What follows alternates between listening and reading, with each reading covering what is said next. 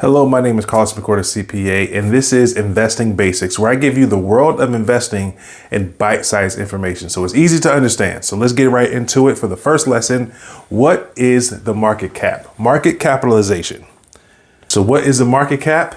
The total value of the outstanding shares of the company. So pretty much the price per share multiplied by the shares outstanding equals the market cap. So an example is Microsoft. Right now, Microsoft has 2.5 billion shares outstanding, multiplied by $640. That is a $1.6 trillion market cap.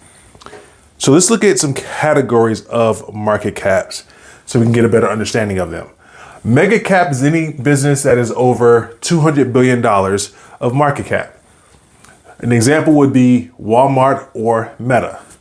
Large cap, 10 billion to 200 billion. American Express and Palantir fit into that category. A mid-cap stock is any company with a market cap of 2 billion to 10 billion. MGM Resorts and Whirlpool are great examples. A small cap company, 300 million to 2 billion, Upwork or LegalZoom. A micro cap company is 50 million to 300 million. That's Beyond Meat or Eventbrite. And a nano cap company is a business that is less than $50 million. Regis or Toro Corp are two examples of a nano cap company. So that wraps it up for this quick lesson of what is market cap and what it means. Stay tuned for the next lesson tomorrow.